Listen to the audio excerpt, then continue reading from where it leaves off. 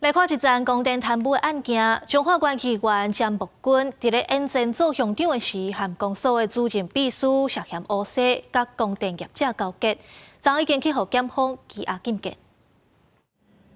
去年10月18日，彰化县永靖乡福兴村甲4村的村民，不管乡公所出租第6公墓，予供电业者来种电，到乡所去也运作抗议。当时乡公所解释讲是前任的乡长詹木君所规划。检调今年6月发动调查，发现詹木君做乡长时，甲4年的前乡公所主任秘书涉嫌勾结业者，这是发动搜查，最后时阵2个人被关押禁见。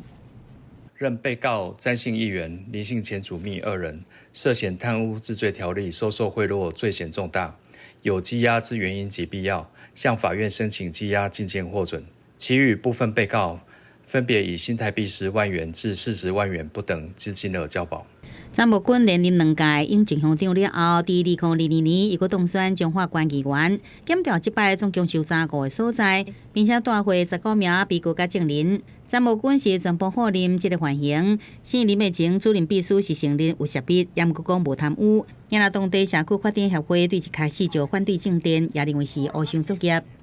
听这个消息当然是真欢喜啊，因为毕竟一开始阮就感觉有问题啊。我们坚决不让他做了，因为这个东西对社区来说，对整个村庄来说，只有坏处，没有什么好处啊。我也早去社区大家嘛就讲，还好当初我们有坚持啊，所以我们的坚持是对的啊。福兴社区发展协会理事长讲，第6公墓设置太阳光电发电系统面积大约有2.9公顷，也过乡公所甲业者伫2020年签约了后，到2023年拢还无举办说明会，也偷偷来动工。因当时就怀疑讲有官商勾结的问题，县前乡长洪关押，因支持检调继续来查落去。记者综合报道。